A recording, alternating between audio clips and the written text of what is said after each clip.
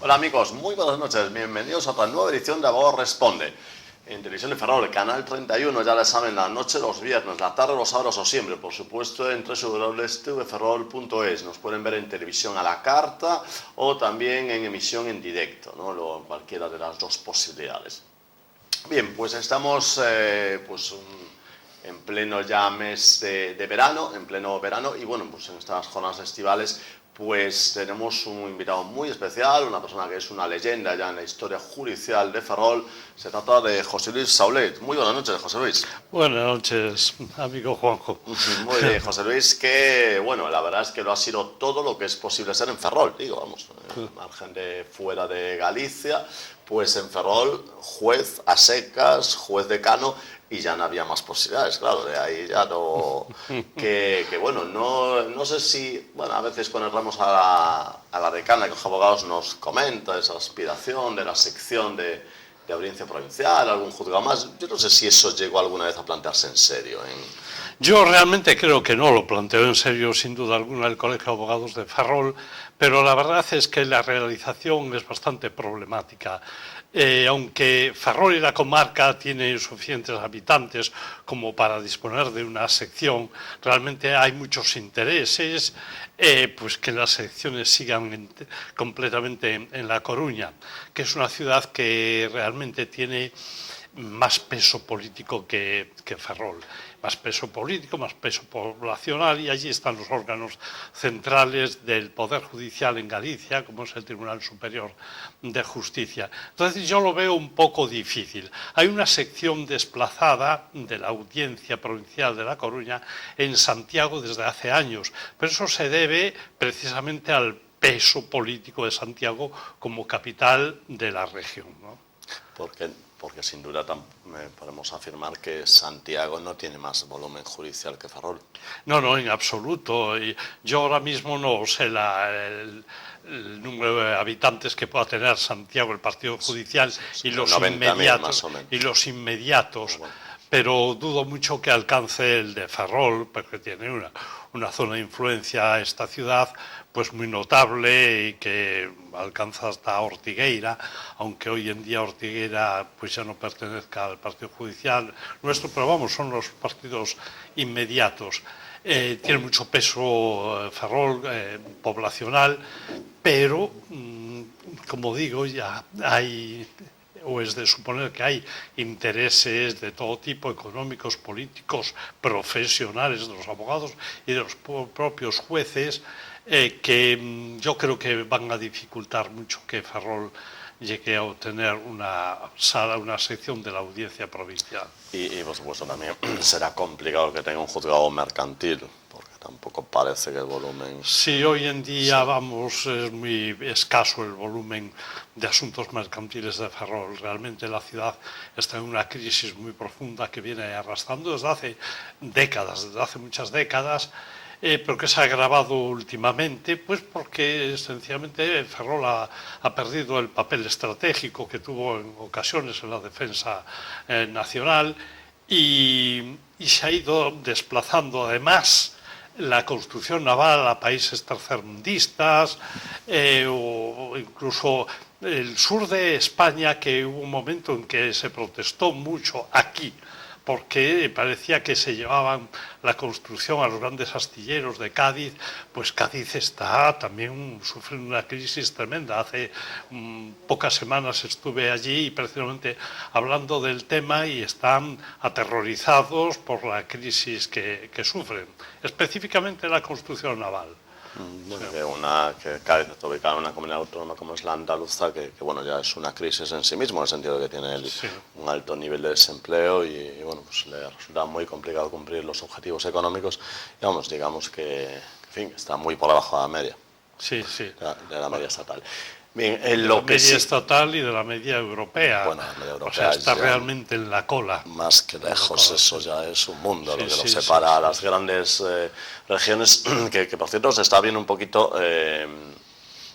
ahora mismo en un poco en la actualidad política a nivel europeo, que claro, existen pues como visiones muy dispares, ¿no?, entre lo que puede ser Alemania, Francia, por decir países de la zona euro, por supuesto Inglaterra, pues ya estaría fuera de esa zona, y lo que es, claro, el sur de Europa, ¿no? Parece que se van, yo no sé, José Luis, que ha viajado muchísimo, y ha estado residiendo antes de ser juez en distintos países. Yo no sé si la diferencia entre el norte y el sur de Europa ha sido siempre tan grande como es ahora. Sí, en los últimos siglos, evidentemente, desde la revolución industrial que se inicia en Inglaterra, como todo el mundo sabe, en el siglo XVIII, y después las siguientes revoluciones industriales en Francia, Alemania, los Países Bajos, realmente el sur se ha quedado en este sentido rezagado, ¿no? Rezagado. Hay otro tipo de cultura. Vamos a ver, no es lo mismo un país del sol que un país en que está nevando en invierno y que da miedo salir de casa, o que sufre lluvia continua. Realmente la cultura mediterránea es francamente admirable en muchísimos aspectos. Tú sabes que yo soy, por ejemplo, un enamorado de Andalucía y que voy continuamente, cada 2 por 3 viviendo en Madrid, además me lo facilita. Y he llegado a pensar que toda la fama que llevan de vagos, de poco eficientes, poco inclinados a la tecnología, es bastante falsa. Desde luego no son tan aficionados al trabajo, hablando en general, por supuesto, como puede ser la gente del norte, pero no por vagancia, sino porque no es lo mismo trabajar con frío que trabajar con 40 grados de temperatura. Sencillamente es que es así. Por otro lado, estos países del sur, estoy hablando también del sur de Italia, no de Grecia, que es un caso aparte, realmente su cultura es una cultura de la vida, de vivir, de saber vivir, de una alta calidad de vida, saber disfrutar de cada momento en lo posible. Claro, eso puede ir en detrimento del trabajo, pero sí va a favor de la calidad de vida y de la razón profunda de vivir. ¿Qué es esa cultura que nos ha llegado básicamente de Estados Unidos, de ganar mucho dinero como fin último y pasarse 16 horas trabajando todos los días y no saber lo que es un domingo, un festivo? ¿Es eso vida? Realmente al final me quedo con Andalucía, que con todos los defectos que podamos atribuirlo, pero me quedo con la cultura mediterránea. Ahora bien, claro, eso contrasta mucho porque crea un cierto resentimiento en el norte, que saben que se vive mucho mejor en el sur, ¿no? Bueno, realmente no lo saben, porque están hechos a esa forma de vivir.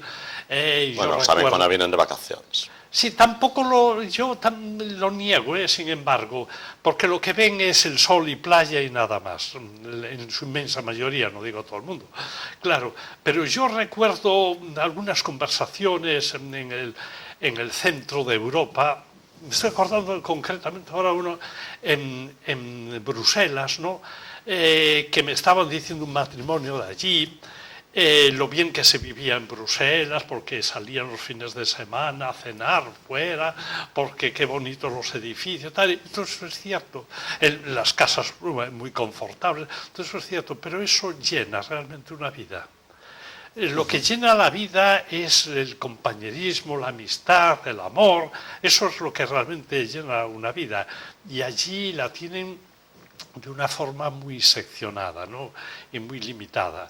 Otro caso distinto es Inglaterra, que tiene otra cultura distinta a la centroeuropea y se nota muchísimo en las diferencias que hay en la Unión Europea con Inglaterra. Yo creo que la razón la tiene Inglaterra, pero se nota muchísimo la diferencia de cultura. Es otra calidad de vida, por lo menos en las clases medias de ahí para arriba, en Inglaterra que no en Europa. Como habrán podido comprobar, nuestro invitado ha sido muy hábil porque como ha hecho un gran alegato en defensa del sur de Europa, yo ya le tenía preparado la pregunta de qué pasa con su gran anglofilia, que en fin, siempre he hecho a gala y que yo no sé si se ha diluido con el paso de los años, sigue latente. Claro, ahí yo no sé, Inglaterra, efectivamente, acaba de comentar que es un caso distinto a nivel judicial, a nivel político, a nivel administrativo, pero pero vamos, de verdad, Inglaterra, quiero decir, no se encuadra ni con lo que es Alemania, Países Bajos, Francia, ni tampoco con el sur de Europa. Sería, digamos, un tertium genes. Sí, evidentemente siempre lo ha sido, ¿no?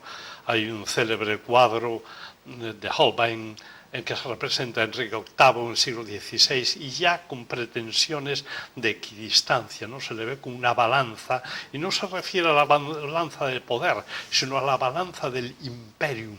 O sea, él decía que había el imperium romano y sus herederos, Francia entonces, Francia, España básicamente, y el imperium britannicum, que significando que eran otra cosa distinta. Evidentemente Inglaterra es un país europeo, o sea, Europa ha dado realmente considero que es la luz del mundo, o ha sido la luz del mundo hasta ahora, en sus distintas variedades, en el mundo escandinavo en lo social, en el mundo germánico en lo industrial, en el mundo inglés en la inventiva, en el mundo español, pues realmente también otro tipo de inventiva, en su capacidad poética, también en el arte Italia, cada uno con su... pero somos Europa que debía ser un continente todavía predominante, si no fuese por varias circunstancias, el tamaño y la riqueza, el poderío económico e industrial de Estados Unidos, el derrumbe de Europa tras la Segunda Guerra Mundial, que no pudo sostener esa preeminencia previa, y otras circunstancias, entre ellas la, para mí, nefasta Unión Europea. Yo soy europeísta ante todo, europeísta, pero la Unión Europea me parece nefasta. Es un nido de burócratas, pero de una burocracia infame, por densa, por pesada, por estúpida, incapaz de hacer una política coherente. Véase desde el inicio, la guerra de los Balcanes. ¿Cómo es posible que casi en el corazón de Europa no fuese capaz de parar una guerra que costó miles y miles de muertos? Y que vino Estados Unidos a solucionar. ¿Cómo es posible que no haya solucionado el gravísimo problema de la inmigración, que no es un problema humanitario solo, sino de desestabilización del norte de África y de desestabilización subsiguiente y esperable de Europa? ¿Cómo es posible que no sean capaces de ponerse de acuerdo en pararle los pies a Grecia?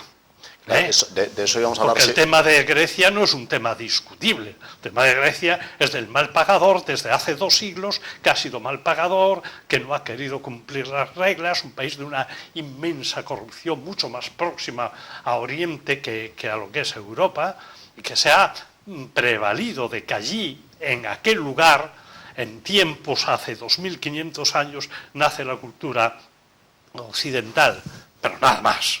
O sea, cualquiera que vaya, y perdón por esta digresión, cualquiera que vaya a Estambul, que se supone que es un país musulmán y oriental, y Atenas seguidamente, se da cuenta que es mucho más occidental Estambul que Atenas.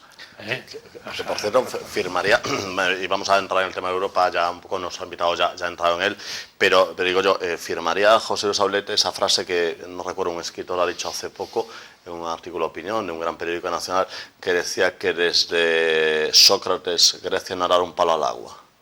Sí, realmente no lo ha dado bien. Grecia sufrió mucho, vamos a ver, primero la invasión romana, pero tampoco es de destacar que la invasión romana hubiese causado un perjuicio grave a Grecia. Tengas en cuenta que uno de los llamados 5 grandes emperadores, ¿no? Adriano, era un absoluto enamorado de Grecia, y allí fundó ciudades, embelleció a Atenas tremendamente. El problema vino después, aparte de la pérdida parcial de personalidad que supuso la dominación romana. Pues claro, cuando te invade un país, pues al final algo de tu personalidad la pierdes, ¿no? Pero aparte de eso es que después vinieron los bizantinos, y ese imperio ya se convirtió en un imperio oriental. Y después vinieron los turcos, y los turcos estuvieron dominando durante siglos, hasta anteayer, realmente. Y eso se nota. Y eso se nota, claro, o sea, se ha adherido a la conciencia griega una serie de elementos de Próximo Oriente que realmente contrastan mucho, elementos intelectuales, la cultura, la forma de vivir, de contemplar el mundo, que realmente contrastan mucho con Europa. Con el sistema occidental. Hemos sacado el tema de Europa, una Europa en la que siempre ha tenido problemas para una integración, ese sueño que había del Estados Unidos de Europa. Nunca ha estado, en fin, no ha sido demasiado factible, a pesar de que en el Tratado de Maastricht, bueno, se ha intentado aproximar mucho, luego han seguido en Niza, en Lisboa, que nació un poquito a las cenizas del fracaso estrepitoso de la Constitución Europea, pero después de Lisboa, ahora lo que ha ocurrido, pues una crisis económica brutal. Digamos que después de los fracasos, es decir, nunca se ha conseguido que hubiese una policía europea. La Europol nunca ha funcionado como policía europea ni nada por el estilo, más que una agencia de información. Nunca ha funcionado una justicia europea. El Tribunal de Justicia es lo que es, y de hecho nuestro invitado pues conoce bien el Tribunal de Justicia de la Unión Europea porque ha estado allí pues como juez visitante, que lo recordaron durante una temporada de su carrera profesional. Digamos que ahora hay como dos problemas importantes encima de la mesa en Europa. Uno ya ha estallado y estamos con él, y otro está próximo a estallar. El que ha estallado es Grecia, un pequeño país que, a pesar de lo pequeño que es y a pesar de que en principio pues ha ganado Europa la batalla, pero ha tenido durante días y días chantajeado a toda una Unión Europea. Si Grecia, siendo un minúsculo país, teniendo tan poquita capacidad en principio de hacerle daño a una mole como Europa, ha tenido tal capacidad de chantaje, aunque luego haya salido ganando la Unión Europea, pero bueno, que le ha hecho mucho daño. ¿Qué pasará con el segundo gran chantaje que se le espera a la Unión Europea, que es el de Inglaterra? Porque Inglaterra ha preparado todo un referéndum para ver si quieren seguir en Europa. Es decir, si ya con Grecia ha pasado lo que ha pasado, la capacidad de chantaje de Inglaterra es muy superior, porque es un contribuyente nato. ¿Qué cree José Luis Aulet, gran enamorado de la cultura británica, como hemos salido en este programa y en otros que ha aparecido? ¿Qué cree que ocurrirá en este caso? Bueno, yo creo que el caso de inglés es mucho menos grave por una razón muy sencilla. No están en el euro. Y todo el chantaje que realmente lo hubo de Grecia estribaba en pretensiones económicas basadas en la pertenencia al euro, en arrastrar en su caída, al menos parcialmente, al euro, tal. El caso de inglés es muy distinto, siempre han estado con un pie dentro y otro fuera. Tal. La verdad es que tampoco, aunque he leído mucho sobre el tema en los periódicos ingleses, tampoco me he centrado en el tema de la posible salida de Inglaterra, no del euro, sino de la estructura de la Unión Europea. Yo incluso, como soy, he dicho, europeísta, pero absolutamente opuesto a la Unión Europea, a mí me gustaría que la Unión Europea como estructura burocrática se viniese abajo, pero así como suena. Sí. Se viniese abajo. Es que en realidad... Que se puede decir es que la estructura esa es la que soporta el euro. Luego que se venga abajo la estructura política supone que va a haber una crisis económica tremenda. Bueno, habría que verlo. De hecho, en toda esta crisis de Grecia se han visto posturas bastante pintorescas. Por ejemplo, el caso de Alemania, que ha apostado un poquito por la racionalidad en el sentido de exigirle, pero tampoco ceder demasiado, porque si no, esto obviamente no sería creíble, las exigencias europeas. Luego ha habido la postura de España, por momentos un poquito ambigua, aunque a veces un poco dura. Pero luego la postura de los países del norte de Europa ha sido dura, pero la postura realmente pintoresca ha sido la de Francia, que a toda costa quería llegar a un acuerdo. ¿Por qué Francia está tan interesada siempre en que nada se mueva? Porque Francia, que desde la perspectiva de los de mi generación, era un país extraordinario, admirable, tal prototipo de democracia europea, muy europea, ella tal, realmente desde la Primera Guerra Mundial, que no es lo que parece, y muchísimo menos a partir de los años 70, ¿no? Y hoy en día está sumido en una gran crisis y probablemente esté en el furgón de cola de la crisis griega. Quiero decir que como la crisis se vaya contagiando a España, Portugal, Francia puede ser la siguiente. España, Portugal, Irlanda, Italia, Francia. No deja de ser un país del sur en muchos aspectos, otros no. Es que realmente hay dos Francias, ¿no? La Francia del sur del Mediterráneo y la Francia del resto. Pero aparte de eso, es que hay unas presiones muy fuertes por parte de Estados Unidos. Claro, Estados Unidos tiene miedo de que se hunda Grecia. En absoluto, le importa muy poquito a Estados Unidos que se hunda Grecia. Tiene miedo de que caiga bajo la influencia de Rusia. Entonces que paguen ellos las deudas. Claro, y está presionando que no caiga, que no caiga. Claro, es que había que contestarle, pues pague usted la deuda. ¿Que no quiere que se alíe con Rusia? Pues póngale unos barcos de guerra en los puertos y unos aviones en los aeropuertos impidiendo la influencia rusa. Que esto puede parecer un poco radical. Bueno, la historia de las relaciones internacionales ha sido y sigue siendo así. Y sigue siéndolo quizás empeorado. O sea, si contemplamos la historia de las relaciones internacionales, tema que siempre me ha gustado e interesado muchísimo, a partir de la creación de la ONU, yo creo que estamos en uno de los momentos más disparatados de todos estos 60 años. 70 años. O sea, que digamos que de alguna forma lo que está sucediendo en Grecia y lo que ocurría próximamente en Inglaterra es que está aflorando lo que parecía que ya tenía toda pinta, y que algunos periodistas ingleses lo han dicho en artículos, y es que esta mezcolanza de países tan dispares en lo económico ha sido un error. No, ha sido un error, evidentemente, sí. Vamos a ver. El único argumento que yo recuerdo para el ingreso para la admisión de Grecia, que como sabemos habían falsificado todos los datos macroeconómicos, que es impresionante, ¿eh? Solo por eso. Ya solo por eso había que tomar medidas. Había que tomar medidas, ¿no? En aquellos momentos, el único argumento, me acuerdo muy bien, que lo esgrimió Sandro Pertini, entonces presidente de la República Italiana. Dijo, no puede quedar Grecia fuera cuando es la cuna de nuestra civilización. Fue la cuna hace 2500 años, pero sigue siendo la cuna de nuestra civilización. ¿Qué ha heredado a la Grecia actual de aquella creación maravillosa de la civilización occidental? Esto viene a cuento de una frase de un tal Calhoun, un senador americano. Estamos hablando de los años 60, nunca me acuerdo, del siglo XIX, 1860. No me acuerdo nunca de la fecha. Guerra entre Estados Unidos y México por el tema de Nuevo México, Texas y Arizona, ¿no? Gana Estados Unidos y queda totalmente derrotado el ejército mexicano. Entonces no hay ninguna fuerza en la frontera entre el anterior Estados Unidos, es decir, el anterior a las anexiones sucesivas de México, Arizona y Nuevo México, no hay ninguna fuerza mexicana que impida al ejército norteamericano llegar hasta el Yucatán. O sea, podían barrer y anexionarse México.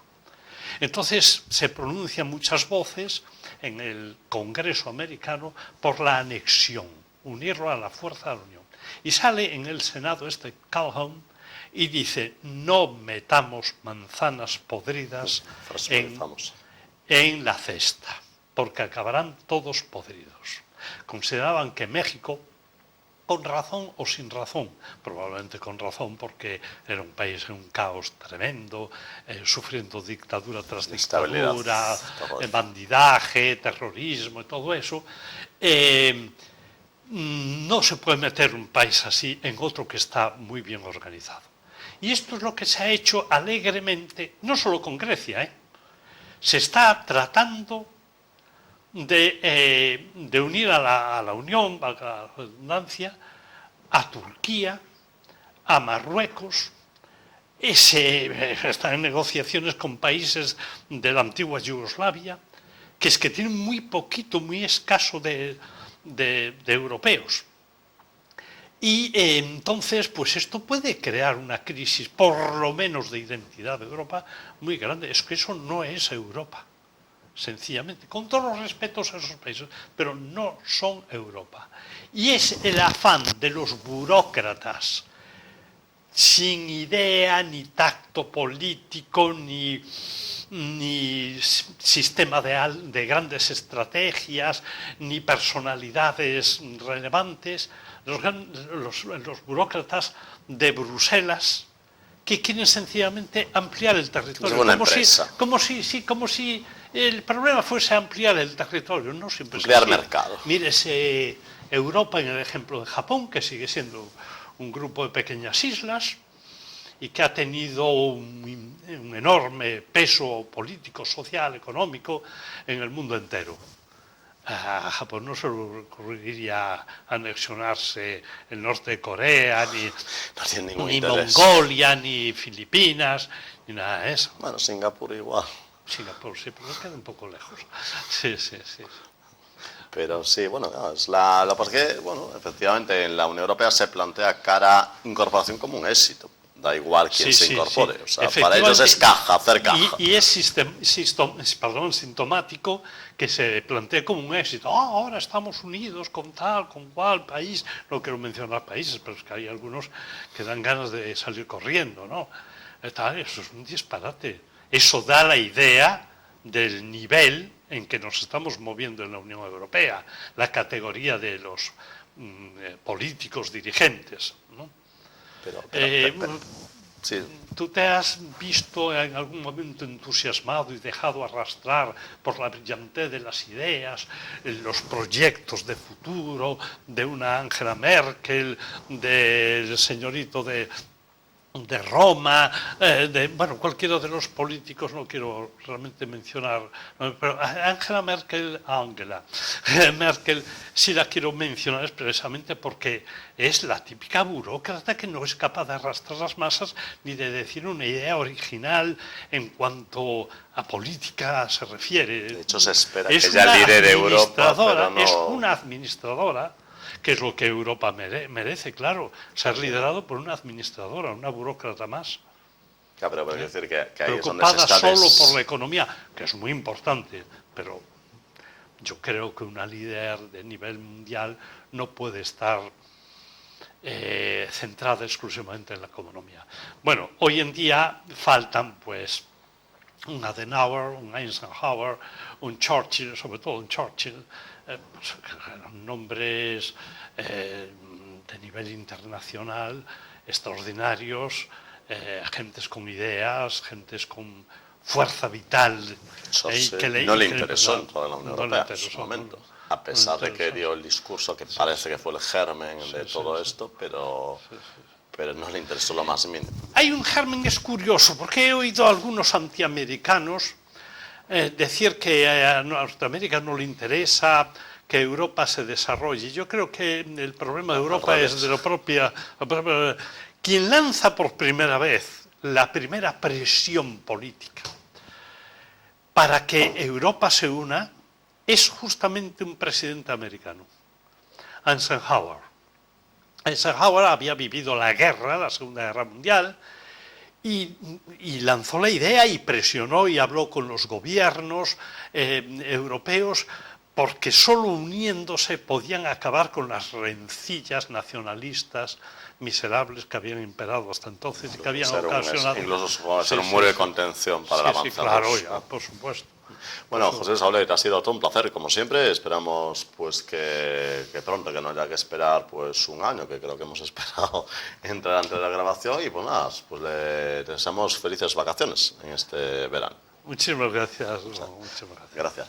Bien, amigos, hasta aquí ha llegado la edición de hoy de Abogado Responde. Nos vemos la próxima semana aquí en Televisión de Ferrol.